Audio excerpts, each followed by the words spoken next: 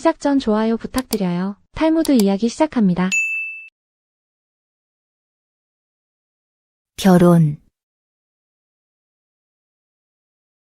결혼은 6가지 요소로 이루어져 있다. 하나는 사랑이고, 나머지 5가지는 모두 믿음이다. 결혼한 처음 3주일은 서로 관찰하고, 다음 3개월은 서로 사랑하며, 그 다음 3년은 싸우면서 지내고, 그 다음 30년은 서로 용서하며 보낸다. 결혼 생활에서 사랑은 출발점이지만, 그 사랑을 유지하려면 5배나 많은 믿음이 필요합니다. 믿음이란 상대가 완벽하지 않아도 함께 성장할 수 있다는 확신. 어려운 순간에도 상대방이 나를 배신하지 않을 거라는 신뢰. 그리고 지금 당장은 이해되지 않더라도 결국 잘 될 거라는 기대입니다. 가령 여러분이 새로 입사한 회사에서 동료와 프로젝트를 맡았다고 생각해 보세요. 처음 3주는 서로 어떻게 일하는지 파악하는 시기입니다. 다음 3개월은 호흡이 맞아 일이 술술 풀립니다. 하지만 3년쯤 되면 의견 충돌이 생기고 스타일 차이로 갈등을 겪습니다. 그럼에도 30년을 함께 일한 동료라면 서로의 실수를 이해하고 부족함을 감싸 안으며 협력하게 됩니다. 결혼도 마찬가지로 사랑만으로 시작했다가는 첫 시련에 무너지지만 믿음이 뒷받침되면 평생을 함께 걸어갈 수 있는 관계가 됩니다. 3가지 사리에 맞는 행동. 여행하던 도중에 죽을 병을 얻게 된 어떤 예루살렘 사람이 여관 주인을 청해 뒷일을 부탁했다. 내가 죽으면 소식을 듣고 예루살렘에서 내 아들이 찾아올 거예요. 그에게 내 소지품을 주세요. 손님의 아들인지 어떻게 알죠? 여행을 떠나기 전에 아들을 불러놓고 만약 내가 여행 중에 죽게 된다면 유산을 상속받기 위해서 해야 할 3가지 사리에 맞는 행동을 말해두었으니 그걸로 판단하면 됩니다. 그가 죽자 마을 사람들에게 나그네의 죽음이 알려졌고 유대식으로 장례가 치러졌다. 아들이 사는 예루살렘에도 사람이 보내졌다. 이윽고 아들이 소식을 듣고 부랴부랴 달려왔다. 그러나 그는 아버지가 묵었던 여관을 알지 못했다. 아버지가 여관 주인에게 알려주지 말라고 유언했기 때문이었다. 마침 뗏감 장수가 수레에 나무를 가득 싣고 지나가고 있었다. 아들은 그를 불러 뗏감을 샀다.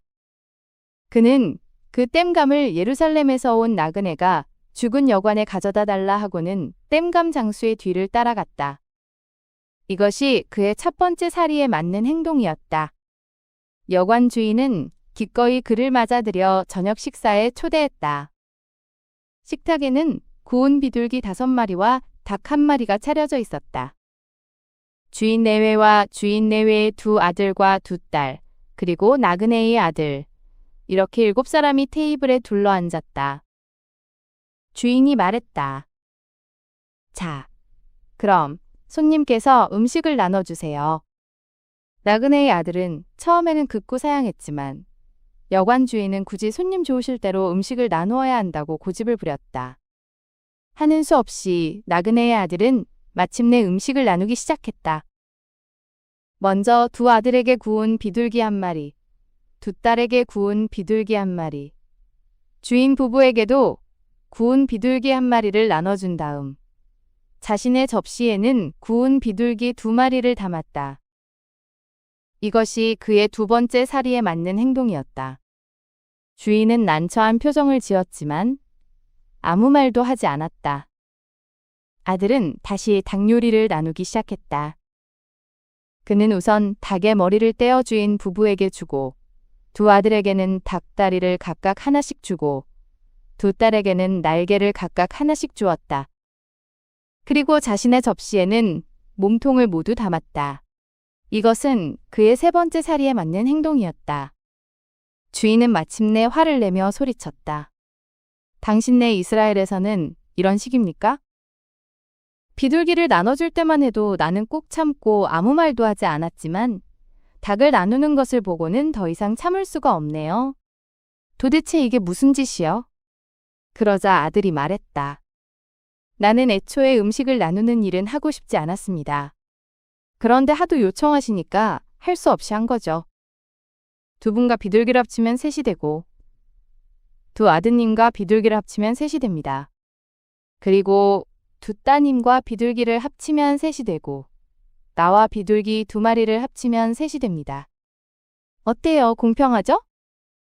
그리고 두 분은 집안의 우두머리이니까 닭의 머리를 드렸고, 당신의 두 아드님은 이 집의 기둥이니까 두 다리를 주었지요. 따님들은 다른 집으로 시집을 가야 하니까 날개를 준 것이고, 나는 배를 타고 다시 돌아가야 하므로 몸통 부분을 가진 거예요. 이거야말로 사리에 맞는 행동 아닙니까? 이제 빨리 아버님의 유품을 내주세요. 아버지는 아들에게 3가지 사리에 맞는 행동을 하면 유산을 물려주겠다고 했습니다. 아들은 뗏감을 사서 장수를 따라가 여관을 찾았고, 음식을 나누라는 요청에 모두가 셋씩 되도록 나눴고, 닭요리도 각자의 상황에 맞는 의미를 부여해 분배했습니다. 겉보기엔 불공평해 보였지만 각각의 선택에 논리적 근거를 제시했죠. 가령 여러분이 팀 프로젝트에서 업무를 분담할 때를 떠올려 보세요. 누군가는 디자인 3개를, 누군가는 기획 2개와 발표 1개를, 다른 이는 개발 4개를 맡았다면 불공평해 보일 수 있습니다. 하지만 디자인 담당자는 전문 툴을 다룰 줄 알고, 기획자는 전체 흐름을 조율하는 역할을 하며, 개발자는 빠른 작업 속도가 강점이라면 어떨까요? 각자의 상황과 능력에 맞게 분배했다는 명확한 이유가 있다면, 겉으로 다른 듯 보이는 역할 분담도 가장 공평한 선택이 될 수 있습니다. 중요한 건 숫자가 아니라 그 속에 담긴 합리성입니다. 같은 값이면 여행을 떠난 남편에게서 전보가 왔다. 땡땡역 16시 20분 도착, 방울뱀을 가지고 감. 역으로 남편을 마중 나간 아내는 남편의 여행 가방을 바라보면서 미심쩍은 표정으로 물었다. 방울뱀은 어디 있어요? 아, 그거? 기본 요금에 8글자를 더 쓸 수 있다고 해서 그냥 덧붙인 거야. 우체국에 헛돈 쓸 필요 없잖아? 남편은 전보를 보낼 때 기본 요금에 8글자를 더 쓸 수 있다는 이유로 방울뱀 같은 엉뚱한 말을 덧붙였습니다. 공짜니까 그냥 채워 넣은 거죠. 하지만 그 결과는 어땠나요? 아내는 역에서 한참 동안 남편 가방만 뚫어지게 쳐다봐야 했습니다. 가령 여러분이 회사에서 보고서를 작성하는데 별 의미 없는 내용인데도 분량을 채우려고 이것저것 끼워 넣는다고 칩시다. 상사는 그 보고서를 읽으며 핵심이 뭔지 찾느라 시간을 낭비하게 됩니다. 결국 중요한 내용이 묻히고, 여러분은 요점을 정리 못하는 사람으로 보일 수 있습니다. 공짜라고 해서 아무렇게나 채워 넣으면 그 빈자리는 오히려 혼란과 오해로 가득 차게 됩니다. 기회를 제대로 활용하지 못하면 기회가 아니라 방해물이 되는 법입니다. 진정한 친구. 전쟁 때문에 헤어진 뒤 서로 적국인 나라에서 떨어져 살게 된 두 친구가 있었다. 한 친구가 다른 친구를 찾아갔다가 간첩 혐의로 붙잡혀 사형 선고를 받았다. 변명해도 소용이 없자 그는 국왕에게 청했다. 폐하, 저에게 한 달만 시간을 주십시오. 고향으로 돌아가 가족들에게 작별 인사를 하고 오겠습니다. 그따위 말을 어떻게 믿는단 말이냐? 제가 보증하겠습니다. 그가 돌아오지 않는다면 대신 저를 죽이십시오. 옆에 있던 친구가 나섰다. 왕은 친구를 위해 목숨을 거는 우정에 감동해서 그의 귀향을 허락했다. 한 달이 흘렀다. 해가 뉘엿뉘엿 지고 있었다. 약속한 기한이 다하고 있었지만 그는 돌아오지 않았다. 왕은 그럼 그렇지 않은 표정으로 그의 친구를 물끄러미 바라보았다. 아까운 사람이지만 약속은 약속이니 어쩔 수 없다고 생각한 왕은 그의 친구를 처형하라고 명령했다. 그때 멀리서 모으라고 커다랗게 고함을 지르며 달려오는 한 남자의 모습이 보였다. 헐레벌떡 달려온 그 남자는 가쁜 숨을 몰아쉬며 큰 소리로 왕에게 외쳤다. 오는 도중에 생각지도 못한 일이 생겨서 늦었습니다. 이렇게라도 시간을 맞출 수 있어서 정말 다행입니다. 이제 친구를 살려주시고 저를 죽이십시오. 왕은 감동해서 두 사람을 모두 살려주었다. 두 사람의 우정이 정말 대단하구나. 나도 너희들과 함께 그 우정을 나눌 수 있으면 좋겠다. 그날 이후 두 사람은 왕의 친구가 되었다. 현명한 사람들은 친구를 사귈 때 너무 일찍 그를 신임하지 말라고 충고한다. 어떤 사람은 자신이 필요할 때만 친구를 찾고 친구가 어려움을 겪을 때는 모른 채 한다. 어떤 사람은 친구를 이간질하고 싸움을 부추겨 치욕을 맛보게 한다. 어떤 사람은 친구가 잘 나갈 때는 살갑게 굴다가 친구가 어려움에 처하면 단칼에 관계를 끊어버린다. 그러므로 적수와 일정한 거리를 유지해야 하는 것처럼 친구와의 관계에서도 항상 주의를 기울여야 한다. 충실한 친구는 안전한 대피소와 같다. 이런 친구를 가진 자는 큰 재산을 가진 것과 같다. 충실한 친구의 가치는 무한대이다. 돈으로 셀 수 없기 때문이다. 오래된 친구를 버리지 마라. 진정한 우정은 말이 아니라 행동으로 증명됩니다. 목숨을 걸고 친구를 보증한다는 건 그만큼 서로를 깊이 신뢰한다는 뜻이죠. 하지만 현실에서 이런 극단적 상황은 드뭅니다.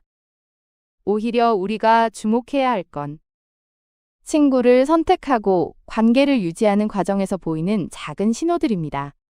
친구가 성공했을 때만 축하 메시지를 보내고 힘들 때는 연락을 피하는 사람이 있습니다. 반대로 여러분이 프로젝트를 망쳐서 낙담했을 때 먼저 연락해서 커피 한잔 하자고 하는 친구도 있죠. 또는 여러분이 이직을 준비할 때 자기 인맥을 기꺼이 소개해주는 친구가 있는가 하면 경쟁자가 될까봐 슬쩍 거리를 두는 사람도 있습니다. 진짜 친구는 여러분에게 득이 될 때만 나타나는 게 아니라 여러분이 아무것도 줄 수 없을 때도 곁에 있는 사람입니다. 그런 친구 한 명이 1000명의 아는 사람보다 귀합니다. 벌거숭이 임금님. 매우 상냥하고 친절한 부자가 있었다. 그는 노예를 해방하고 배에 많은 물건을 실어주면서 말했다. 어디든 좋은 데로 가서 행복하게 살아. 해방된 노예는 부푼 꿈을 안고 미지의 세계를 향해 배를 타고 떠났다. 그러던 어느 날 바다가 거칠게 일렁이는가 싶더니 순식간에 태풍이 몰아쳐 배를 집어삼키고 말았다. 악몽 같은 시간이 지나자 해방된 노예는 맨몸으로 어느 작은 섬 모래밭에 쓰러져 있었다. 그 거친 태풍 속에서 알몸으로라도 목숨을 건진 것에 감사해야 할 테지만 누려보지도 못하고 잃어버린 그 모든 것에 대한 상실감은 너무도 컸다. 문득 사람 소리가 들렸다. 돌아보니 섬의 원주민들이 그를 향해 달려오고 있었다. 어리둥절한 그를 둘러싸고 사람들이 외쳤다. 임금님 만세. 호화로운 궁전에서 온갖 사치를 다한 생활을 하게 된 해방된 노예는 꿈을 꾸고 있는 것이 아닌가 싶어서 어느 날 복도를 지나가는 남자를 붙들고 물었다. 도대체 이게 어떻게 된 일인가? 나는 돈 한 푼 없이 맨몸으로 왔는데 갑자기 임금님이라니? 우리는 살아있는 인간이 아닙니다. 임금님이 된 노예는 흠칫 놀라 몸이 뻣뻣해졌다. 남자가 시익 웃더니 낮은 목소리로 속삭였다. 영혼들이지요. 1년에 한 번씩 살아있는 인간을 이 섬에 데려와서 왕으로 삼고 1년이 지나면 죽음의 섬으로 보내버립니다. 그의 손가락 끝에 사막처럼 황량한 섬 하나가 덩그맣게 떠 있었다. 임금님이 된 노예는 1년 뒤를 대비해야겠다고 마음먹었다. 그는 매일 죽음의 섬으로 가서 꽃을 심고 과일나무를 심으며 섬을 가꾸기 시작했다. 1년이 지났다. 그는 왕자에서 쫓겨나 1년 전 이 섬에 왔을 때와 똑같은 벌거숭이로 죽음의 섬으로 보내졌다. 그러나 사막 같기만 했던 황폐한 섬은 이제 더 이상 죽음의 섬이 아니었다. 나무마다 과일이 열려 아주 살기 좋은 땅이 되어 있었다. 먼저 그 섬으로 쫓겨나 죽을 날만 기다리던 사람들이 그를 따뜻이 맞아들였다. 그는 그들과 함께 그들만의 섬을 일구며 행복하게 살았다. 부자는 하나님, 노예는 사람의 영혼. 그가 갔던 처음의 섬은 지상세계이며 그곳에 살고 있던 주민들은 인류. 1년 뒤에 황폐한 섬은 내세. 꽃과 과일은 착한 행동이다. 탈무드는 이 세상을 잠깐 머무는 대기실이라고 봅니다. 그래서 이곳에서의 진짜 임무는 다음 세상을 위한 준비라고 말합니다. 가령 여러분이 해외 이민을 앞두고 있다고 생각해 보세요. 출국 전 1년 동안 우연히 왕처럼 살 기회가 생겼습니다. 호화로운 집도 주고, 고급 차도 타고, 매일 미식 파티를 즐길 수 있습니다. 그런데 정작 이민 갈 나라에서 살 집은 준비하지 않고, 언어도 배우지 않고, 기술이나 인맥도 전혀 만들지 않은 채 그저 1년을 즐기기만 했다면 어떻게 될까요? 이민 가는 날, 빈손으로 낯선 땅에 내려져 막막함과 후회만 남을 겁니다. 반대로 그 1년 동안 파티는 적당히 하고, 틈틈이 언어를 익히고, 이민 갈 곳에 집도 마련하고, 현지에서 쓸 기술도 배워두고, 먼저 이민 간 사람들과 관계도 맺었다면 도착했을 때 전혀 다른 삶이 펼쳐질 겁니다. 진짜 지혜로운 사람은 지금 이 순간의 화려함에만 빠져 있지 않고 곧 가야 할 곳을 위해 조용히 준비합니다. 영원히 더러운 과자. 돈 많은 구두쇠가 집에 가면서 먹으려고 과자를 딱 한 개 샀다. 그런데 걸어가다가 떨어뜨리는 바람에 진흙이 묻고 말았다. 바로 그때 거지가 와서 적선을 청했다. 구두쇠는 거지에게 그 더러운 과자를 주었다. 그날 밤 구두쇠는 꿈을 꾸었다. 그는 사람들이 바글바글한 찻집에 앉아 있었다. 웨이터들이 손님들 사이를 누비며 향긋한 과자와 차를 나르고 있었다. 그런데 그의 자리에는 아무도 오지 않는 것이었다. 한참을 안절부절하며 기다린 끝에 웨이터가 오더니 더러운 과자를 하나 놓고 돌아섰다. 이걸 먹으라고 주는 거야? 내가 거지인 줄 알아? 구두쇠가 소리치자 웨이터가 다시 돌아서며 말했다. 이곳은 영원의 찻집입니다. 여기서 주문할 수 있는 것은 당신이 시간의 세계에서 미리 보낸 것뿐입니다. 이 과자는 당신이 보낸 유일한 것이고요. 신에 대한 두려움을 남에 대한 두려움처럼 생각하라. 죄를 저지른 사람은 혹시 남이 알지는 않을까 두려워한다. 신에 대한 두려움은 없단 말인가? 유대 전통에서는 자선을 통해 우리가 영원의 세계에 무엇을 보낼 수 있는지 이야기합니다. 실제로 우리가 이 세상에서 줄 수 있는 것만이 다음 세계에서 돌려받을 수 있다는 뜻입니다. 가령 여러분이 회사 동료가 어려움에 처했을 때 선뜻 도와줄 수 있는 상황이었지만 내 시간 아깝다는 생각에 사소한 핑계를 대고 외면했다고 칩시다. 그러다 한참 뒤 여러분이 정말 힘든 일을 겪었을 때 주변을 둘러봐도 진심으로 손을 내밀어주는 사람이 한 명도 없을 수 있습니다. 반대로 평소에 동료가 힘들 때마다 정성껏 도와주고 응원해준 사람이라면 본인이 어려울 때 자연스럽게 주변의 도움을 받게 됩니다. 이 탈무드 이야기는 우리가 남에게 주는 것이 결국 우리 자신을 위해 쌓아두는 것임을 말해줍니다.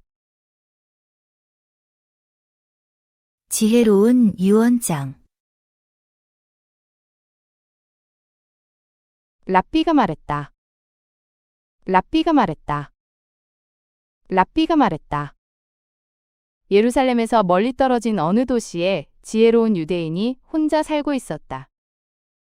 하나밖에 없는 귀한 아들을 예루살렘으로 유학 보내놓았기 때문이었다. 어느 날 지혜로운 유대인은 알아눕게 되었다. 갑작스러운 병은 너무나도 깊었다. 아들이 도착할 때까지 살 수 없다는 것을 깨달은 그는 유언장을 작성했다. 재산은 모두 우두머리 노예에게 물려준다. 아들은 무엇이든 원하는 것을 단 하나만 가질 수 있다. 지혜로운 유대인은 유언장 내용을 공개하고 우두머리 노예에게 맡겼다. 얼마 후 그가 죽자 우두머리 노예는 서둘러 예루살렘으로 향했다. 자신에게 닥친 이 뜻밖의 행운에 발걸음은 날아갈 듯 가벼웠다.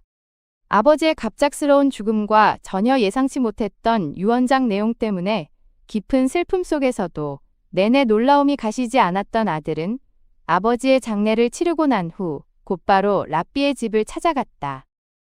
아버지는 왜 제게 재산을 물려주지 않으셨을까요? 아무리 생각해도 제가 그동안 아버지를 화나게 할 만한 일을 한 적이 없는데요. 유서를 자세히 살펴보게. 아버지는 자네를 정말 사랑하셨네. 참으로 현명한 분이야. 랍비가 말했다. 모든 재산을 노예에게 물려주고 아들인 제게는 아무것도 남겨주지 않으셨는데요. 아버지 입장에서 아버지가 무엇을 바랐을지 한번 생각해보게. 아버지는 자네가 없는 동안에 당신이 죽을 걸 아신 거야. 그렇게 되면 노예가 재산을 갖고 도망치거나 탕진해버리거나 심지어는 아버지가 죽었다는 사실조차 자네에게 알리지 않을 수도 있다고 염려하신 거야. 그래서 모든 재산을 노예에게 주신 것이지.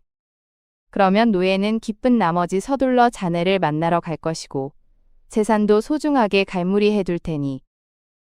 그래서 제게 무슨 소용이 있습니까? 젊은이라 역시 지혜가 부족하군. 노예의 모든 것은 주인에게 속한다는 사실을 모르나? 아들에게 무엇이든 원하는 것을 하나 준다고 했으니 자네는 그 한 가지로 노예를 택하면 되는 것이지. 그는 그제야 아버지의 깊은 속뜻을 깨닫고 랍비가 일러준 대로 한 다음 노예를 해방해 주었다. 그 후 그는 항상 입버릇처럼 말했다. 나이 든 사람의 지혜는 젊은이가 따라가지 못해. 유대법에는 노예가 소유한 모든 것은 주인에게 속한다는 원칙이 있습니다. 아버지는 이 원칙을 이용해 노예가 재산을 지키도록 동기를 부여하면서도 아들이 단 한 가지를 선택할 수 있다는 조항을 통해 모든 것을 물려받을 방법을 남겨둔 것입니다. 가령 여러분이 회사 대표인데 갑자기 쓰러져서 당장 유언장을 써야 하는 상황이라고 칩시다. 아들은 해외에 있고 도착하려면 며칠이 걸립니다. 하지만 옆에는 오래 함께 일한 이사가 있습니다. 여러분이 모든 지분을 아들에게 물려준다고 쓰면 이사는 아들에게 연락도 안 하고 회사 자산을 빼돌릴 수 있습니다.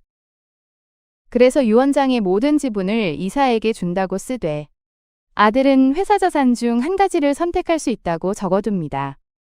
이사는 자신이 모든 걸 물려받았다고 생각해 기쁜 마음으로 즉시 아들에게 연락하고 회사 자산도 잘 관리할 겁니다. 그리고 아들이 도착해서 그 한 가지로 이사 본인을 선택하면 이사가 가진 모든 지분이 자동으로 아들에게 넘어가는 것이죠. 진짜 지혜는 복잡한 상황에서도 법의 원리를 창의적으로 활용해 모두를 만족시키는 해법을 찾는 데 있습니다. 최고의 지혜는 친절한 마음. 1년 동안 일해봐. 어느 작은 도시에 두 형제가 있었다. 먹을 것과 잠자리는 제공하지. 공부를 잘하는 영리한 형은 부모의 자랑이자 기쁨이었다. 열심히 일하면 보수를 주겠네. 그러나 어리석은 동생은 먹을 것만 축내는 천덕꾸러기일 뿐이었다. 형은 1년 동안 열심히 일했다. 어느 날 형은 세상에 나가 큰 돈을 벌어오겠다며 집을 나섰다. 형이 보수를 지급해달라고 요구하자 주인이 말했다. 부모는 아들이 좋아하는 음식과 물건들을 잔뜩 챙겨 짐을 꾸려주고 그동안 모아둔 돈을 다 털어. 마구간에 가면 말, 마차, 그리고 상자들이 있을 거야. 여행 경비로 주면서도 걱정이 이만저만 아니었다. 마음에 드는 것을 골라 돈 대신 가져가게. 씩씩하게 집을 나선 형은 마을 입구에서 털이 듬성듬성 뭉치고 더럽고 냄새나는 떠돌이 개를 만났다. 형은 가장 건강하고 젊은 말에 제일 좋은 안장을 얹고 번쩍이는 새 마차에는 커다란 상자를 실었다. 내 몸을 깨끗하게 씻고 털을 빗질하고 먹을 것을 좀 줄래? 도시에서 나오자 황금색 열매가 가득 달린 배나무가 보였다. 은혜는 꼭 갚을게. 형이 마차에서 내려 열매를 따려고 나뭇가지를 잡아당기자 가지가 손을 획 뿌리치며 소리쳤다. 개가 말했다. 꺼져. 이 못된 녀석. 꺼져. 이놈의 개. 내가 부탁할 때는 거절하더니 지금 내 열매를 따려고? 우리 아버지도 어머니도 그런 일은 하지 않아. 형은 당황하여 얼른 마차에 올라타고 길을 떠났다. 그러니 나도 안 해. 맑은 물이 찰랑거리는 우물을 발견하자 갑자기 목이 말랐다. 형이 돌멩이를 집어들고 위협하자 개는 달아났다. 형이 물을 마시려고 반짝이는 은빛 국자를 집어들자 국자가 손에서 미끄러지며 소리쳤다. 좀 더 걸어가니 우물이 보였다. 꺼져. 이 못된 녀석. 그러나 물 위에는 초록색 이끼가 떠 있었고 우물 곁에는 지저분한 진흙이 여기저기 쌓여 있었으며 물을 뜨기 위해 우물에 걸쳐놓은 은국자에는 시커멓게 녹이 슬어 있었다. 내가 부탁할 때는 거절하더니 지금 내 물을 마시려고? 형은 목이 말랐지만 너무 더러워서 그냥 가려고 돌아섰다. 형은 얼굴을 붉히면서 다시 마차로 돌아갔다.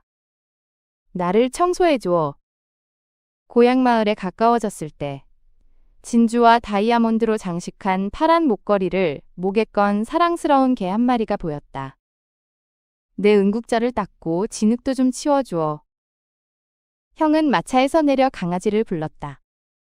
은혜는 꼭 갚을게. 강아지야, 이리 온. 우물이 형에게 말했다. 개가 슬금슬금 가까이 다가왔다.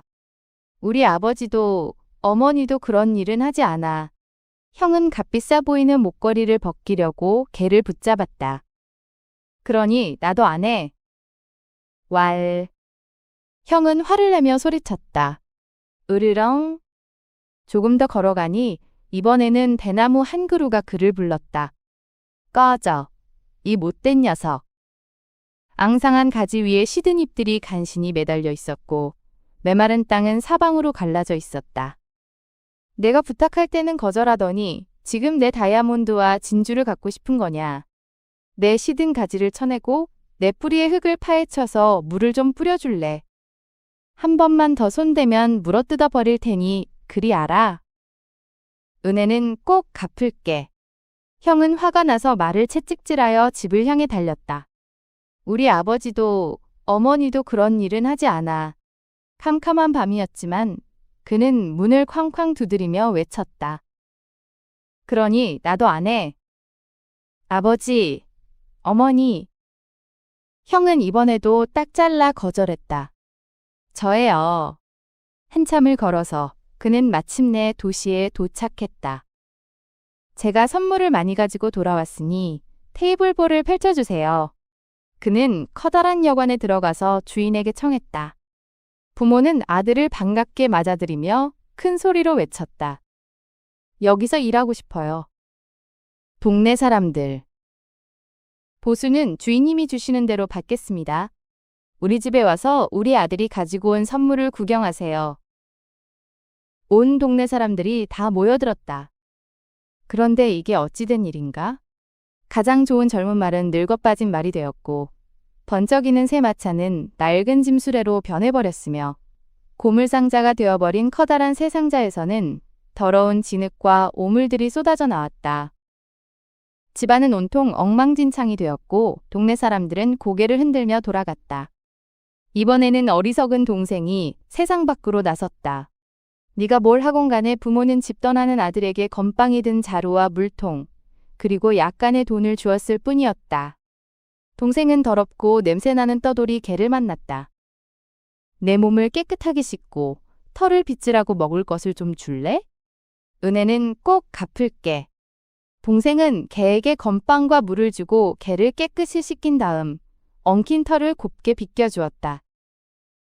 좀 더 걸어가니 물은 온통 초록색 이끼로 덮이고 근처에는 지저분한 진흙이 여기저기 잔뜩 쌓여 있으며 우물에 걸쳐놓은 은 국자에는 시커멓게 녹이 슬어 있는 오래된 우물이 보였다. 나를 깨끗하게 청소해줘. 내 은 국자를 반짝반짝하게 닦아줘. 은혜는 꼭 갚을게. 우물이 말했다. 아무래도 그래야 할 것 같아. 이래서야 아무도 물을 마실 수 없잖아. 동생은 우물을 말끔하게 청소하고 인 국자를 반짝반짝 빛나게 닦은 다음 진흙도 깨끗이 치웠다. 조금 더 걸어가니 이번에는 대나무 한 그루가 그를 불렀다. 앙상한 가지 위에 시든 잎들이 간신히 매달려 있었고 메마른 땅은 사방으로 갈라져 있었다. 내 시든 가지를 쳐내고 내 뿌리에 흙을 파헤쳐서 물을 좀 뿌려줄래. 은혜는 꼭 갚을게. 아, 정말 힘들겠구나. 내가 도와줄게. 동생은 가지를 정돈하고 뿌리에 흙을 부드럽게 일군 다음 물을 흠뻑 뿌려주었다. 마침내 동생은 형이 왔던 그 도시에 도착했다. 그도 역시 형이 일했던 커다란 여관에서 1년 동안 일했다. 1년이 지나자 여관 주인이 말했다. 마구간에 가면 말과 마차, 상자들이 있을 거야. 마음에 드는 것을 골라 돈 대신 가져가게. 동생은 1년의 대가로 무엇이 합당할지 생각했다. 이 말은 정말 멋지군. 하지만 1년 일한 대가로는 너무 과분해. 이 늙은 말과 낡은 마차, 그리고 작은 상자 몇 개만 가져가자. 그거면 충분해. 마차를 타고 도시에서 나오자 황금색 열매가 가득 달린 배나무가 눈에 들어왔다. 동생이 나무에게 물었다. 나무님, 열매 하나만 따먹어도 될까요? 그럼 얼마든지 따려무나. 너는 그럴 자격이 있어. 동생은 배를 하나 딴 다음 다시 길을 떠났다. 얼마 후 맑은 물이 찰랑거리는 우물이 보였다. 그는 우물가로 가서 물었다. 우물님, 물을 조금 마셔도 될까요? 반짝이는 은빛 국자가 그의 손으로 뛰어들며 말했다. 얼마든지 마셔. 기념으로 나도 가져가. 동생은 국자를 손에 들고 마차로 돌아갔다. 고향 마을에 가까워졌을 때 진주와 다이아몬드가 달린 파란 목걸이를 목에 건 사랑스러운 개 한 마리가 그에게 달려와서 말했다. 이 목걸이에 달린 진주와 다이아몬드를 가져가. 너에게 주는 선물이야. 동생이 집으로 돌아왔을 때는 어두운 밤이었다. 모두 깊은 잠에 빠져 있었다. 동생은 현관 앞에 앉아서 날이 새기를 기다렸다. 아침이 되자 동생은 문을 두드렸다. 아버지, 어머니, 저예요. 제가 선물을 가지고 돌아왔으니 테이블볼을 펼쳐주세요. 말했다. 테이블볼을 펼치라고? 너한테는 그냥 배보자기로 충분할 거야. 아들을 맞으며 어머니가 말했다. 어머니는 마지못해 아들이 가져온 작은 상자를 열고 안에 있는 것을 꺼내기 시작했다. 세상에, 상자 속에서는 금, 은, 다이아몬드, 진주, 그리고 갖가지 보물들이 끊임없이 나왔다. 집안은 온통 번쩍이는 보물로 가득 찼다. 부모는 동생을 끌어안고 입을 맞추며 말했다. 도대체 어느 아들이 어리석고 어느 아들이 영리한 거지? 친절은 겸손과 같다. 겸손하지 않으면 친절할 수 없고, 친절하지 않으면 겸손할 수 없다. 진짜 친절은 대가를 바라지 않는 마음에서 나옵니다. 영리한 형은 도움을 요청받을 때마다 우리 부모도 안 하는 일이라며 거절했지만, 정작 자신이 필요할 때는 당연히 받으려 했습니다. 반면 어리석다고 여겨진 동생은 남을 도울 때 보답을 기대하지 않았고, 자신이 받을 때도 합당한 것만 취했습니다. 가령 여러분이 친한 친구에게 자주 밥을 사주고 도움을 주면서 속으로는 언젠가 내가 힘들 때 이 친구가 날 도와줄 거라고 기대한다면 그건 진짜 친절이 아니라 일종의 투자입니다. 하지만 정말로 그 친구를 아끼는 마음에서 아무 계산 없이 도와주고 또 나중에 친구가 호의를 베풀 때 당연하게 받지 않고 정말 필요한 만큼만 받는다면 그게 바로 겸손에서 나온 친절입니다. 친절은 내가 남보다 우월하다는 생각에서 베푸는 게 아니라 나도 언젠가 도움이 필요한 평범한 사람이라는 겸손함에서 시작됩니다. 진정한 친절과 겸손은 서로를 완성시키는 한 쌍입니다. 근심도 남다르게.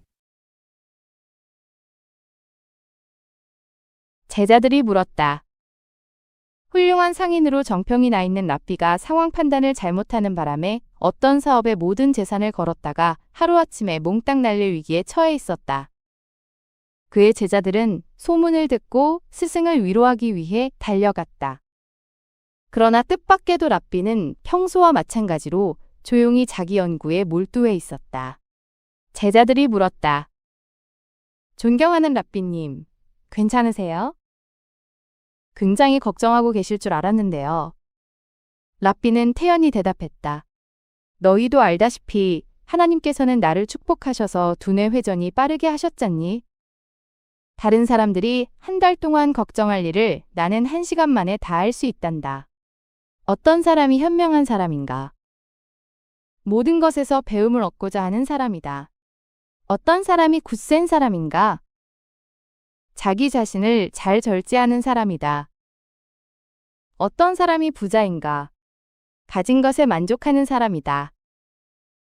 랍비는 모든 재산을 날릴 뻔한 상황에서도 평온하게 공부에 몰두했습니다.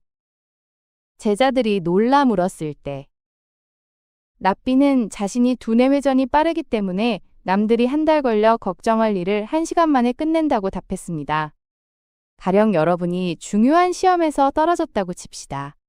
그 결과를 받아든 순간부터 며칠 밤을 뜬 눈으로 지새우며 걱정해도 사실 할 수 있는 건 다시 준비하는 것뿐입니다.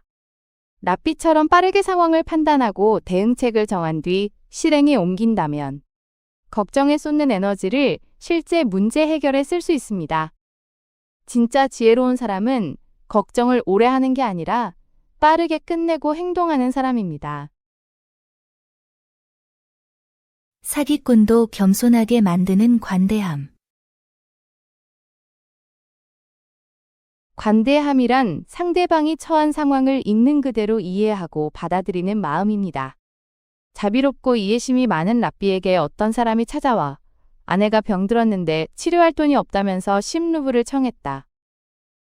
실제로 20루블이 필요했던 사람이 랍비에게 10루블만 요청한 건 당장 갖고 있는 현금이 없었던 랍비는 그에게 은촛대를 주면서 말했다. 마음이 약해서이거나 더 많이 달라는 말을 꺼내기 부끄러워서였을 겁니다. 이것을 가져다가 10루블에 저당 잡히시오. 랍비는 그걸 사기라고 보지 않았습니다. 나중에 내가 가서 찾으리다. 가령 여러분의 후배가 프로젝트 예산이 부족해서 도움을 청했는데 얼마 뒤 랍비가 전당포에 촛대를 찾으러 갔더니 놀랍게도 그 사람이 20루블을 가져갔다는 것이었다. 나중에 보니 실제 필요한 금액보다 적게 말했던 걸 알게 됐다고 칩시다. 랍비님, 그 사람은 사기꾼입니다. 그럴 땐 그 사람을 나쁘다고 단정하기보다 잡아서 물어내게 해야 해요. 더 큰 금액을 말하는 게 미안했거나 부담스러웠을 거라고 이해할 수 있습니다. 전당포 주인은 다른 사람도 아니고 랍비님을 속이는 그런 나쁜 놈은 혼이 나야 한다면서 열을 냈다. 그 순간 여러분이 보인 너그러움은 상대방에게 큰 감동과 깨달음을 줄 겁니다. 그렇지 않아요. 진정한 관대함은 상대의 실수나 부족함마저도 따뜻하게 품어주는 데 있습니다. 이 불행한 사람은 아주 겸손하고 사려 깊소. 20루블이 필요했는데도 나에게 10루블 이상을 얘기할 용기가 나지 않았던 게요. 결혼. 결혼은 6가지 요소로 이루어져 있다. 하나는 사랑이고 나머지 5가지는 모두 믿음이다. 결혼한 처음 3주일은 서로 관찰하고 다음 3개월은 서로 사랑하며 그 다음 3년은 싸우면서 지내고 그 다음 30년은 서로 용서하며 보낸다. 결혼 생활에서 사랑은 출발점이지만 그 사랑을 유지하려면 5배나 많은 믿음이 필요합니다. 믿음이란 상대가 완벽하지 않아도 함께 성장할 수 있다는 확신. 어려운 순간에도 상대방이 나를 배신하지 않을 거라는 신뢰. 그리고 지금 당장은 이해되지 않더라도 결국 잘 될 거라는 기대입니다. 가령 여러분이 새로 입사한 회사에서 동료와 프로젝트를 맡았다고 생각해 보세요. 처음 3주는 서로 어떻게 일하는지 파악하는 시기입니다. 다음 3개월은 호흡이 맞아 일이 술술 풀립니다. 하지만 3년쯤 되면 의견 충돌이 생기고 스타일 차이로 갈등을 겪습니다. 그럼에도 30년을 함께 일한 동료라면 서로의 실수를 이해하고 부족함을 감싸 안으며 협력하게 됩니다. 결혼도 마찬가지로 사랑만으로 시작했다가는 첫 시련에 무너지지만 믿음이 뒷받침되면 평생을 함께 걸어갈 수 있는 관계가 됩니다. 3가지 사리에 맞는 행동. 여행하던 도중에 죽을 병을 얻게 된 어떤 예루살렘 사람이 여관 주인을 청해 뒷일을 부탁했다. 내가 죽으면 소식을 듣고 예루살렘에서 내 아들이 찾아올 거예요. 그에게 내 소지품을 주세요. 손님의 아들인지 어떻게 알죠? 여행을 떠나기 전에 아들을 불러놓고 만약 내가 여행 중에 죽게 된다면 유산을 상속받기 위해서 해야 할 3가지 사리에 맞는 행동을 말해두었으니 그걸로 판단하면 됩니다. 그가 죽자 마을 사람들에게 나그네의 죽음이 알려졌고 유대식으로 장례가 치러졌다. 아들이 사는 예루살렘에도 사람이 보내졌다. 이윽고 아들이 소식을 듣고 부랴부랴 달려왔다. 그러나 그는 아버지가 묵었던 여관을 알지 못했다. 아버지가 여관 주인에게 알려주지 말라고 유언했기 때문이었다. 마침 뗏감 장수가 수레에 나무를 가득 싣고 지나가고 있었다. 아들은 그를 불러 뗏감을 샀다. 그는 그 뗏감을 예루살렘에서 온 나그네가 죽은 여관에 가져다 달라 하고는 뗏감 장수의 뒤를 따라갔다. 이것이 그의 첫 번째 사리에 맞는 행동이었다. 여관 주인은 기꺼이 그를 맞아들여 저녁 식사에 초대했다. 식탁에는 구운 비둘기 5마리와 닭 1마리가 차려져 있었다.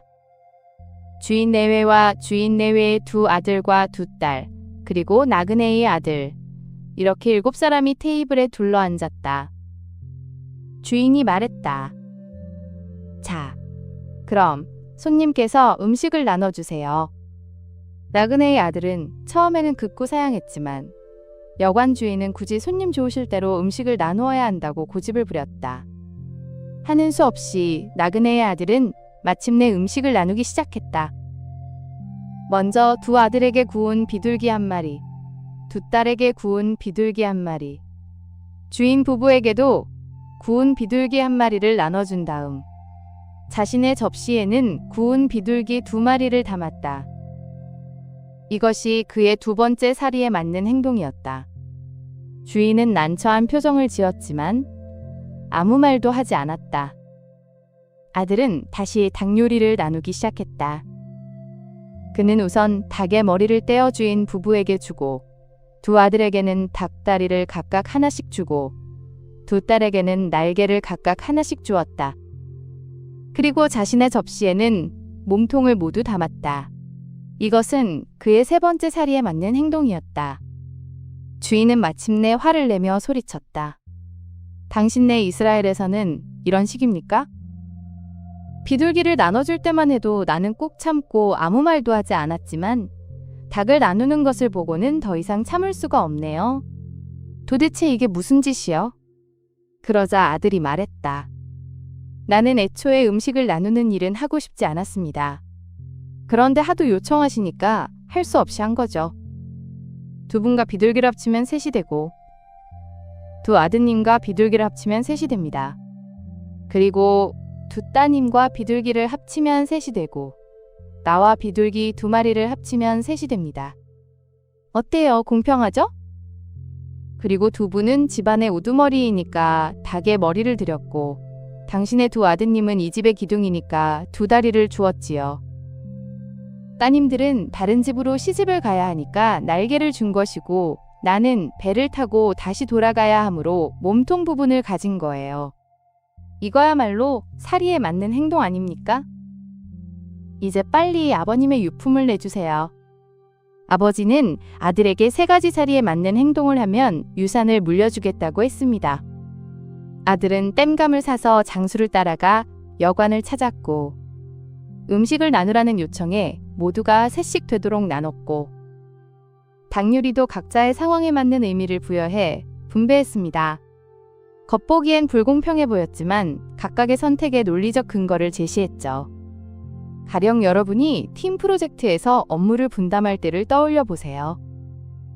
누군가는 디자인 3개를, 누군가는 기획 2개와 발표 1개를, 다른 이는 개발 4개를 맡았다면 불공평해 보일 수 있습니다.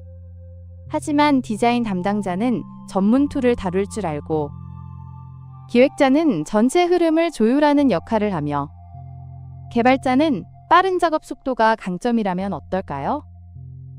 각자의 상황과 능력에 맞게 분배했다는 명확한 이유가 있다면 겉으로 다른 듯 보이는 역할 분담도 가장 공평한 선택이 될 수 있습니다. 중요한 건 숫자가 아니라 그 속에 담긴 합리성입니다. 같은 값이면 여행을 떠난 남편에게서 전보가 왔다.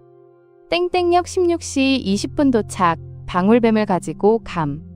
역으로 남편을 마중 나간 아내는 남편의 여행 가방을 바라보면서 미심쩍은 표정으로 물었다. 방울뱀은 어디 있어요? 아, 그거? 기본 요금에 8글자를 더 쓸 수 있다고 해서 그냥 덧붙인 거야. 우체국에 헛돈 쓸 필요 없잖아? 남편은 전보를 보낼 때 기본 요금에 8글자를 더 쓸 수 있다는 이유로 방울뱀 같은 엉뚱한 말을 덧붙였습니다. 공짜니까 그냥 채워 넣은 거죠. 하지만 그 결과는 어땠나요? 아내는 역에서 한참 동안 남편 가방만 뚫어지게 쳐다봐야 했습니다. 가령 여러분이 회사에서 보고서를 작성하는데 별 의미 없는 내용인데도 분량을 채우려고 이것저것 끼워 넣는다고 칩시다. 상사는 그 보고서를 읽으며 핵심이 뭔지 찾느라 시간을 낭비하게 됩니다. 결국 중요한 내용이 묻히고 여러분은 요점을 정리 못하는 사람으로 보일 수 있습니다. 공짜라고 해서 아무렇게나 채워 넣으면 그 빈자리는 오히려 혼란과 오해로 가득 차게 됩니다. 기회를 제대로 활용하지 못하면 기회가 아니라 방해물이 되는 법입니다. 진정한 친구. 전쟁 때문에 헤어진 뒤 서로 적국인 나라에서 떨어져 살게 된 두 친구가 있었다. 한 친구가 다른 친구를 찾아갔다가 간첩 혐의로 붙잡혀 사형 선고를 받았다. 변명해도 소용이 없자 그는 국왕에게 청했다. 폐하, 저에게 1달만 시간을 주십시오. 고향으로 돌아가 가족들에게 작별 인사를 하고 오겠습니다. 그따위 말을 어떻게 믿는단 말이냐? 제가 보증하겠습니다. 그가 돌아오지 않는다면 대신 저를 죽이십시오. 옆에 있던 친구가 나섰다. 왕은 친구를 위해 목숨을 거는 우정에 감동해서 그의 귀향을 허락했다. 1달이 흘렀다. 해가 뉘엿뉘엿지고 있었다. 약속한 기한이 다하고 있었지만 그는 돌아오지 않았다. 왕은 그럼 그렇지 않은 표정으로 그의 친구를 물끄러미 바라보았다. 아까운 사람이지만 약속은 약속이니 어쩔 수 없다고 생각한 왕은 그의 친구를 처형하라고 명령했다. 그때 멀리서 모으라고 커다랗게 고함을 지르며 달려오는 한 남자의 모습이 보였다. 헐레벌떡 달려온 그 남자는 가쁜 숨을 몰아쉬며 큰 소리로 왕에게 외쳤다. 오는 도중에 생각지도 못한 일이 생겨서 늦었습니다. 이렇게라도 시간을 맞출 수 있어서 정말 다행입니다. 이제 친구를 살려주시고 저를 죽이십시오. 왕은 감동해서 두 사람을 모두 살려주었다. 두 사람의 우정이 정말 대단하구나. 나도 너희들과 함께 그 우정을 나눌 수 있으면 좋겠다. 그날 이후 두 사람은 왕의 친구가 되었다. 현명한 사람들은 친구를 사귈 때 너무 일찍 그를 신임하지 말라고 충고한다. 어떤 사람은 자신이 필요할 때만 친구를 찾고 친구가 어려움을 겪을 때는 모른 채 한다. 어떤 사람은 친구를 이간질하고 싸움을 부추겨 치욕을 맛보게 한다. 어떤 사람은 친구가 잘 나갈 때는 살갑게 굴다가 친구가 어려움에 처하면 단칼에 관계를 끊어버린다. 그러므로 적수와 일정한 거리를 유지해야 하는 것처럼 친구와의 관계에서도 항상 주의를 기울여야 한다. 충실한 친구는 안전한 대피소와 같다. 이런 친구를 가진 자는 큰 재산을 가진 것과 같다. 충실한 친구의 가치는 무한대이다. 돈으로 살 수 없기 때문이다. 오래된 친구를 버리지 마라. 진정한 우정은 말이 아니라 행동으로 증명됩니다. 목숨을 걸고 친구를 보증한다는 건 그만큼 서로를 깊이 신뢰한다는 뜻이죠. 하지만 현실에서 이런 극단적 상황은 드뭅니다. 오히려 우리가 주목해야 할 건 친구를 선택하고 관계를 유지하는 과정에서 보이는 작은 신호들입니다. 친구가 성공했을 때만 축하 메시지를 보내고 힘들 때는 연락을 피하는 사람이 있습니다. 반대로 여러분이 프로젝트를 망쳐서 낙담했을 때 먼저 연락해서 커피 한잔 하자고 하는 친구도 있죠. 또는 여러분이 이직을 준비할 때 자기 인맥을 기꺼이 소개해주는 친구가 있는가 하면 경쟁자가 될까봐 슬쩍 거리를 두는 사람도 있습니다. 진짜 친구는 여러분에게 득이 될 때만 나타나는 게 아니라 여러분이 아무것도 줄 수 없을 때도 곁에 있는 사람입니다. 그런 친구 한 명이 1000명이 아는 사람보다 귀합니다. 벌거숭이 임금님. 매우 상냥하고 친절한 부자가 있었다. 그는 노예를 해방하고 배에 많은 물건을 실어주면서 말했다. 어디든 좋은 데로 가서 행복하게 살아. 해방된 노예는 부푼 꿈을 안고 미지의 세계를 향해 배를 타고 떠났다. 그러던 어느 날 바다가 거칠게 일렁이는가 싶더니 순식간에 태풍이 몰아쳐 배를 집어삼키고 말았다. 악몽 같은 시간이 지나자 해방된 노예는 맨몸으로 어느 작은 섬 모래밭에 쓰러져 있었다. 그 거친 태풍 속에서 알몸으로라도 목숨을 건진 것에 감사해야 할 테지만 누려보지도 못하고 잃어버린 그 모든 것에 대한 상실감은 너무도 컸다. 문득 사람 소리가 들렸다. 돌아보니 섬의 원주민들이 그를 향해 달려오고 있었다. 어리둥절한 그를 둘러싸고 사람들이 외쳤다. 임금님 만세! 호화로운 궁전에서 온갖 사치를 다한 생활을 하게 된 해방된 노예는 꿈을 꾸고 있는 것이 아닌가 싶어서 어느 날 복도를 지나가는 남자를 붙들고 물었다. 도대체 이게 어떻게 된 일인가? 나는 돈 한 푼 없이 맨몸으로 왔는데 갑자기 임금님이라니? 우리는 살아있는 인간이 아닙니다. 임금님이 된 노예는 흠칫 놀라 몸이 뻣뻣해졌다. 남자가 시익 웃더니 낮은 목소리로 속삭였다. 영혼들이지요. 1년에 한 번씩 살아있는 인간을 이 섬에 데려와서 왕으로 삼고 1년이 지나면 죽음의 섬으로 보내버립니다. 그의 손가락 끝에 사막처럼 황량한 섬 하나가 덩그맣게 떠 있었다. 임금님이 된 노예는 1년 뒤를 대비해야겠다고 마음먹었다. 그는 매일 죽음의 섬으로 가서 꽃을 심고 과일나무를 심으며 섬을 가꾸기 시작했다. 1년이 지났다. 그는 왕자에서 쫓겨나 1년 전 이 섬에 왔을 때와 똑같은 벌거숭이로 죽음의 섬으로 보내졌다.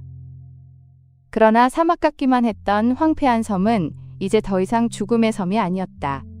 나무마다 과일이 열려 아주 살기 좋은 땅이 되어 있었다. 먼저 그 섬으로 쫓겨나 죽을 날만 기다리던 사람들이 그를 따뜻이 맞아들였다. 그는 그들과 함께 그들만의 섬을 일구며 행복하게 살았다. 부자는 하나님, 노예는 사람의 영혼, 그가 갔던 처음의 섬은 지상세계이며 그곳에 살고 있던 주민들은 인류, 1년 뒤에 황폐한 섬은 내세, 꽃과 과일은 착한 행동이다. 탈무드는 이 세상을 잠깐 머무는 대기실이라고 봅니다. 그래서 이곳에서의 진짜 임무는 다음 세상을 위한 준비라고 말합니다. 가령 여러분이 해외 이민을 앞두고 있다고 생각해 보세요. 출국 전 1년 동안 우연히 왕처럼 살 기회가 생겼습니다. 호화로운 집도 주고 고급 차도 타고 매일 미식 파티를 즐길 수 있습니다. 그런데 정작 이민 갈 나라에서 살 집은 준비하지 않고 언어도 배우지 않고 기술이나 인맥도 전혀 만들지 않은 채 그저 1년을 즐기기만 했다면 어떻게 될까요? 이민 가는 날 빈손으로 낯선 땅에 내려져 막막함과 후회만 남을 겁니다. 반대로 그 1년 동안 파티는 적당히 하고 틈틈이 언어를 익히고 이민 갈 곳에 집도 마련하고 현지에서 쓸 기술도 배워두고 먼저 이민 간 사람들과 관계도 맺었다면 도착했을 때 전혀 다른 삶이 펼쳐질 겁니다. 진짜 지혜로운 사람은 지금 이 순간의 화려함에만 빠져있지 않고 곧 가야 할 곳을 위해 조용히 준비합니다. 영원히 더러운 과자. 돈 많은 구두쇠가 집에 가면서 먹으려고 과자를 딱 1개 샀다. 그런데 걸어가다가 떨어뜨리는 바람에 진흙이 묻고 말았다. 바로 그때 거지가 와서 적선을 청했다. 구두쇠는 거지에게 그 더러운 과자를 주었다. 그날 밤 구두쇠는 꿈을 꾸었다. 그는 사람들이 바글바글한 찻집에 앉아 있었다. 웨이터들이 손님들 사이를 누비며 향긋한 과자와 차를 나르고 있었다. 그런데 그의 자리에는 아무도 오지 않는 것이었다. 한참을 안절부절하며 기다린 끝에 웨이터가 오더니 더러운 과자를 하나 놓고 돌아섰다. 이걸 먹으라고 주는 거야? 내가 거지인 줄 알아? 구두쇠가 소리치자 웨이터가 다시 돌아서며 말했다. 이곳은 영원의 찻집입니다. 여기서 주문할 수 있는 것은 당신이 시간의 세계에서 미리 보낸 것뿐입니다. 이 과자는 당신이 보낸 유일한 것이고요. 신에 대한 두려움을 남에 대한 두려움처럼 생각하라. 죄를 저지른 사람은 혹시 남이 알지는 않을까 두려워한다. 신에 대한 두려움은 없단 말인가? 유대 전통에서는 자선을 통해 우리가 영원의 세계에 무엇을 보낼 수 있는지 이야기합니다. 실제로 우리가 이 세상에서 줄 수 있는 것만이 다음 세계에서 돌려받을 수 있다는 뜻입니다. 가령 여러분이 회사 동료가 어려움에 처했을 때 선뜻 도와줄 수 있는 상황이었지만 내 시간 아깝다는 생각에 사소한 핑계를 대고 외면했다고 칩시다. 그러다 한참 뒤 여러분이 정말 힘든 일을 겪었을 때 주변을 둘러봐도 진심으로 손을 내밀어주는 사람이 한 명도 없을 수 있습니다. 반대로 평소에 동료가 힘들 때마다 정성껏 도와주고 응원해준 사람이라면 본인이 어려울 때 자연스럽게 주변의 도움을 받게 됩니다. 이 탈무드 이야기는 우리가 남에게 주는 것이 결국 우리 자신을 위해 쌓아두는 것임을 말해줍니다. 지혜로운 유언장. 랍비가 말했다. 랍비가 말했다. 랍비가 말했다. 예루살렘에서 멀리 떨어진 어느 도시에 지혜로운 유대인이 혼자 살고 있었다. 하나밖에 없는 귀한 아들을 예루살렘으로 유학 보내놓았기 때문이었다. 어느 날 지혜로운 유대인은 알아눕게 되었다. 갑작스러운 병은 너무나도 깊었다. 아들이 도착할 때까지 살 수 없다는 것을 깨달은 그는 유언장을 작성했다. 재산은 모두 우두머리 노예에게 물려준다. 아들은 무엇이든 원하는 것을 단 하나만 가질 수 있다. 지혜로운 유대인은 유언장 내용을 공개하고 우두머리 노예에게 맡겼다. 얼마 후 그가 죽자 우두머리 노예는 서둘러 예루살렘으로 향했다. 자신에게 닥친 이 뜻밖의 행운에 발걸음은 날아갈 듯 가벼웠다. 아버지의 갑작스러운 죽음과 전혀 예상치 못했던 유언장 내용 때문에 깊은 슬픔 속에서도 내내 놀라움이 가시지 않았던 아들은 아버지의 장례를 치르고 난 후 곧바로 랍비의 집을 찾아갔다. 아버지는 왜 제게 재산을 물려주지 않으셨을까요? 아무리 생각해도 제가 그동안 아버지를 화나게 할 만한 일을 한 적이 없는데요. 유서를 자세히 살펴보게 아버지는 자네를 정말 사랑하셨네. 참으로 현명한 분이야. 랍비가 말했다. 모든 재산을 노예에게 물려주고 아들인 제게는 아무것도 남겨주지 않으셨는데요. 아버지 입장에서 아버지가 무엇을 바랐을지 한번 생각해보게. 아버지는 자네가 없는 동안에 당신이 죽을 걸 아신 거야. 그렇게 되면 노예가 재산을 갖고 도망치거나 탕진해버리거나 심지어는 아버지가 죽었다는 사실조차 자네에게 알리지 않을 수도 있다고 염려하신 거야. 그래서 모든 재산을 노예에게 주신 것이지. 그러면 노예는 기쁜 나머지 서둘러 자네를 만나러 갈 것이고 재산도 소중하게 갈무리해 둘 테니. 그래서 제게 무슨 소용이 있습니까? 젊은이라 역시 지혜가 부족하군. 노예의 모든 것은 주인에게 속한다는 사실을 모르나? 아들에게 무엇이든 원하는 것을 하나 준다고 했으니 자네는 그 한 가지로 노예를 택하면 되는 것이지. 그는 그제야 아버지의 깊은 속뜻을 깨닫고 랍비가 일러준 대로 한 다음 노예를 해방해 주었다. 그 후 그는 항상 입버릇처럼 말했다. 나이 든 사람의 지혜는 젊은이가 따라가지 못해. 유대법에는 노예가 소유한 모든 것은 주인에게 속한다는 원칙이 있습니다. 아버지는 이 원칙을 이용해 노예가 재산을 지키도록 동기를 부여하면서도 아들이 단 한 가지를 선택할 수 있다는 조항을 통해 모든 것을 물려받을 방법을 남겨둔 것입니다. 가령 여러분이 회사 대표인데 갑자기 쓰러져서 당장 유언장을 써야 하는 상황이라고 칩시다. 아들은 해외에 있고 도착하려면 며칠이 걸립니다. 하지만 옆에는 오래 함께 일한 이사가 있습니다. 여러분이 모든 지분을 아들에게 물려준다고 쓰면 이사는 아들에게 연락도 안 하고 회사 자산을 빼돌릴 수 있습니다. 그래서 유언장의 모든 지분을 이사에게 준다고 쓰되 아들은 회사 자산 중 한 가지를 선택할 수 있다고 적어둡니다. 이사는 자신이 모든 걸 물려받았다고 생각해 기쁜 마음으로 즉시 아들에게 연락하고 회사 자산도 잘 관리할 겁니다. 그리고 아들이 도착해서 그 한 가지로 이사 본인을 선택하면 이사가 가진 모든 지분이 자동으로 아들에게 넘어가는 것이죠. 진짜 지혜는 복잡한 상황에서도 법의 원리를 창의적으로 활용해 모두를 만족시키는 해법을 찾는 데 있습니다. 최고의 지혜는 친절한 마음.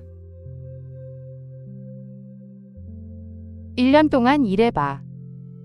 어느 작은 도시에 두 형제가 있었다. 먹을 것과 잠자리는 제공하지. 공부를 잘하는 영리한 형은 부모의 자랑이자 기쁨이었다. 열심히 일하면 보수를 주겠네. 그러나 어리석은 동생은 먹을 것만 축내는 천덕꾸러기일 뿐이었다. 형은 1년 동안 열심히 일했다. 어느 날 형은 세상에 나가 큰 돈을 벌어오겠다며 집을 나섰다. 형이 보수를 지급해달라고 요구하자 주인이 말했다. 부모는 아들이 좋아하는 음식과 물건들을 잔뜩 챙겨 짐을 꾸려주고 그동안 모아둔 돈을 다 털어. 마구간에 가면 말, 마차, 그리고 상자들이 있을 거야. 여행 경비로 주면서도 걱정이 이만저만 아니었다. 마음에 드는 것을 골라 돈 대신 가져가게. 씩씩하게 집을 나선 형은 마을 입구에서 털이 듬성듬성 뭉치고 더럽고 냄새나는 떠돌이 개를 만났다. 형은 가장 건강하고 젊은 말에 제일 좋은 안장을 얹고 번쩍이는 새 마차에는 커다란 상자를 실었다. 내 몸을 깨끗하게 씻고 털을 빗질하고 먹을 것을 좀 줄래? 도시에서 나오자 황금색 열매가 가득 달린 배나무가 보였다. 은혜는 꼭 갚을게. 형이 마차에서 내려 열매를 따려고 나뭇가지를 잡아당기자 가지가 손을 획 뿌리치며 소리쳤다. 개가 말했다. 꺼져. 이 못된 녀석. 꺼져. 이놈의 개. 내가 부탁할 때는 거절하더니 지금 내 열매를 따려고? 우리 아버지도 어머니도 그런 일은 하지 않아. 형은 당황하여 얼른 마차에 올라타고 길을 떠났다. 그러니 나도 안 해. 맑은 물이 찰랑거리는 우물을 발견하자 갑자기 목이 말랐다. 형이 돌멩이를 집어들고 위협하자 개는 달아났다. 형이 물을 마시려고 반짝이는 은빛 국자를 집어들자 국자가 손에서 미끄러지며 소리쳤다. 좀 더 걸어가니 우물이 보였다. 꺼져, 이 못된 녀석. 그러나 물 위에는 초록색 이끼가 떠 있었고 우물 곁에는 지저분한 진흙이 여기저기 쌓여 있었으며 물을 뜨기 위해 우물에 걸쳐놓은 은국자에는 시커멓게 녹이 슬어 있었다. 내가 부탁할 때는 거절하더니 지금 내 물을 마시려고? 형은 목이 말랐지만 너무 더러워서 그냥 가려고 돌아섰다. 형은 얼굴을 붉히면서 다시 마차로 돌아갔다. 나를 청소해줘. 고향 마을에 가까워졌을 때 진주와 다이아몬드로 장식한 파란 목걸이를 목에 건 사랑스러운 개 한 마리가 보였다. 내 은국자를 닦고 진흙도 좀 치워주어. 형은 마차에서 내려 강아지를 불렀다. 은혜는 꼭 갚을게. 강아지야, 이리 온. 우물이 형에게 말했다. 개가 슬금슬금 가까이 다가왔다. 우리 아버지도 어머니도 그런 일은 하지 않아. 형은 값비싸 보이는 목걸이를 벗기려고 개를 붙잡았다. 그러니 나도 안 해. 왈. 형은 화를 내며 소리쳤다. 으르렁. 조금 더 걸어가니 이번에는 대나무 한 그루가 그를 불렀다. 꺼져, 이 못된 녀석. 앙상한 가지 위에 시든 잎들이 간신히 매달려 있었고 메마른 땅은 사방으로 갈라져 있었다. 내가 부탁할 때는 거절하더니 지금 내 다이아몬드와 진주를 갖고 싶은 거냐. 내 시든 가지를 쳐내고 내 뿌리에 흙을 파헤쳐서 물을 좀 뿌려줄래. 한 번만 더 손대면 물어뜯어 버릴 테니 그리 알아. 은혜는 꼭 갚을게. 형은 화가 나서 말을 채찍질하여 집을 향해 달렸다.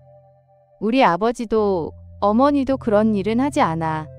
캄캄한 밤이었지만 그는 문을 쾅쾅 두드리며 외쳤다. 그러니 나도 안 해. 아버지, 어머니. 형은 이번에도 딱 잘라 거절했다. 저예요. 한참을 걸어서 그는 마침내 도시에 도착했다. 제가 선물을 많이 가지고 돌아왔으니 테이블볼을 펼쳐주세요. 그는 커다란 여관에 들어가서 주인에게 청했다. 부모는 아들을 반갑게 맞아들이며 큰 소리로 외쳤다. 여기서 일하고 싶어요. 동네 사람들. 보수는 주인님이 주시는 대로 받겠습니다. 우리 집에 와서 우리 아들이 가지고 온 선물을 구경하세요. 온 동네 사람들이 다 모여들었다. 그런데 이게 어찌된 일인가? 가장 좋은 젊은 말은 늙어 빠진 말이 되었고 번쩍이는 새 마차는 낡은 짐수레로 변해버렸으며 고물상자가 되어버린 커다란 새 상자에서는 더러운 진흙과 오물들이 쏟아져 나왔다. 집안은 온통 엉망진창이 되었고 동네 사람들은 고개를 흔들며 돌아갔다. 이번에는 어리석은 동생이 세상 밖으로 나섰다. 네가 뭘 하건 간에 부모는 집 떠나는 아들에게 건빵이 든 자루와 물통, 그리고 약간의 돈을 주었을 뿐이었다. 동생은 더럽고 냄새나는 떠돌이 개를 만났다. 내 몸을 깨끗하게 씻고 털을 빗질하고 먹을 것을 좀 줄래? 은혜는 꼭 갚을게. 동생은 개에게 건빵과 물을 주고 개를 깨끗이 씻긴 다음 엉킨 털을 곱게 빗겨주었다. 좀 더 걸어가니 물은 온통 초록색 이끼로 덮이고 근처에는 지저분한 진흙이 여기저기 잔뜩 쌓여 있으며 우물에 걸쳐놓은 은 국자에는 시커멓게 녹이 슬어 있는 오래된 우물이 보였다. 나를 깨끗하게 청소해줘. 내 은 국자를 반짝반짝하게 닦아줘. 은혜는 꼭 갚을게. 우물이 말했다. 아무래도 그래야 할 것 같아. 이래서야 아무도 물을 마실 수 없잖아. 동생은 우물을 말끔하게 청소하고 인 국자를 반짝반짝 빛나게 닦은 다음 진흙도 깨끗이 치웠다. 조금 더 걸어가니 이번에는 대나무 한 그루가 그를 불렀다. 앙상한 가지 위에 시든 잎들이 간신히 매달려 있었고 메마른 땅은 사방으로 갈라져 있었다. 내 시든 가지를 쳐내고 내 뿌리에 흙을 파헤쳐서 물을 좀 뿌려줄래. 은혜는 꼭 갚을게. 아, 정말 힘들겠구나. 내가 도와줄게. 동생은 가지를 정돈하고 뿌리에 흙을 부드럽게 일군 다음 물을 흠뻑 뿌려주었다. 마침내 동생은 형이 왔던 그 도시에 도착했다. 그도 역시 형이 일했던 커다란 여관에서 1년 동안 일했다. 1년이 지나자 여관 주인이 말했다. 마구간에 가면 말과 마차, 상자들이 있을 거야. 마음에 드는 것을 골라 돈 대신 가져가게. 동생은 1년의 대가로 무엇이 합당할지 생각했다. 이 말은 정말 멋지군. 하지만 1년 일한 대가로는 너무 과분해. 이 늙은 말과 낡은 마차, 그리고 작은 상자 몇 개만 가져가자. 그거면 충분해. 마차를 타고 도시에서 나오자 황금색 열매가 가득 달린 배나무가 눈에 들어왔다. 동생이 나무에게 물었다. 나무님, 열매 하나만 따먹어도 될까요? 그럼 얼마든지 따려무나. 너는 그럴 자격이 있어. 동생은 배를 하나 딴 다음 다시 길을 떠났다. 얼마 후 맑은 물이 찰랑거리는 우물이 보였다. 그는 우물가로 가서 물었다. 우물님, 물을 조금 마셔도 될까요? 반짝이는 은빛 국자가 그의 손으로 뛰어들며 말했다. 얼마든지 마셔. 기념으로 나도 가져가. 동생은 국자를 손에 들고 마차로 돌아갔다. 고향 마을에 가까워졌을 때 진주와 다이아몬드가 달린 파란 목걸이를 목에 건 사랑스러운 개 한 마리가 그에게 달려와서 말했다. 이 목걸이에 달린 진주와 다이아몬드를 가져가. 너에게 주는 선물이야. 동생이 집으로 돌아왔을 때는 어두운 밤이었다. 모두 깊은 잠에 빠져 있었다. 동생은 현관 앞에 앉아서 날이 새기를 기다렸다. 아침이 되자 동생은 문을 두드렸다.